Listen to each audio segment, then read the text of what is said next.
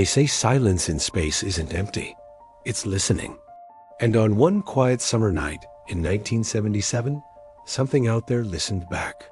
It came without warning, a single transmission from nowhere anyone could trace, just 72 seconds long. And when the man who found it saw the printout, he froze, then wrote one word beside it. Wow. It was August 15th, 1977. The Ohio night was warm, still, and silent, perfect for listening to the universe. At the edge of Delaware, Ohio, a massive metal structure nicknamed the Big Ear pointed toward the stars. It wasn't much to look at, just an old radio telescope rusted in places, but it had one purpose: to search for voices that might not be human. That night, the sky above was clear.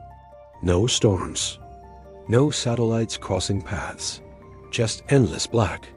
Inside the control room, radio operator Jerry Emin sat surrounded by humming machines. He'd done this for years, scanning the heavens, catching static, cataloging noise. Most nights ended the same, nothing but empty frequencies. But that night was different. At 10:16 p.m., the data printer stuttered, and then the numbers began to spike. The signal was clean, strong, precise. Frequency, 1420.4556 megahertz, the same frequency hydrogen atoms naturally resonate at. Scientists had long called it the universal channel. If anyone out there wanted to say hello, that's where they'd speak. The Big Ear recorded the sound for exactly 72 seconds, the exact time the telescope could track a single point in the sky. Then, silence. It was gone. Days later, Emin returned to review the logs. A wall of meaningless digits, except for one strange burst of letters and numbers, 6EQUJ5, a perfect curve of intensity, rising and falling like a voice caught mid-sentence. He stared at it. The math didn't lie. It was real. Not interference, not a glitch. Something had transmitted from deep space, directly in the hydrogen channel.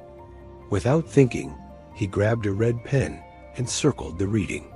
Then, almost whispering to himself, he wrote, "Wow, that single word would become legend." Emin and his team tried to chase it. They scanned the same patch of sky for weeks, near the constellation Sagittarius, not far from Chi Sagittarii. But no matter how many nights they listened, the signal never came back. Some said it must have been a satellite reflecting Earth signals. Others claimed it was a secret military test. But none of it made sense.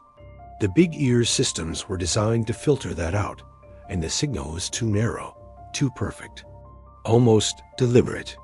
A few scientists suggested a comet releasing hydrogen, briefly mimicking the frequency. But years later, that theory fell apart. Comets don't speak in perfect tones, and they don't whisper only once. Over time, the wow signal became the holy grail of cosmic mysteries. Dozens of researchers reanalyzed the data. Some said it was proof we're not alone. Others called it just a beautiful coincidence. Emin himself refused to say it was aliens. But he never forgot that night. He once said, if it was someone trying to contact us, they were patient. They waited until we were listening. Decades have passed. The Big Ear was torn down in 1998, replaced by a golf course. The printout with that red "Wow" still hangs framed in a small museum, a silent echo of that strange night. And every few years, someone new tries to find it again, listening to the same coordinates, under the same stars. But nothing ever answers. Still, scientists keep the receiver tuned to 1420 megahertz, because somewhere in the dark, that same signal might be waiting to speak again. And the strangest part? If you listen to the raw data from that night, you can still hear the faint hiss fade in, then vanish, like a voice cut off mid-breath. Whatever it was, it found us first.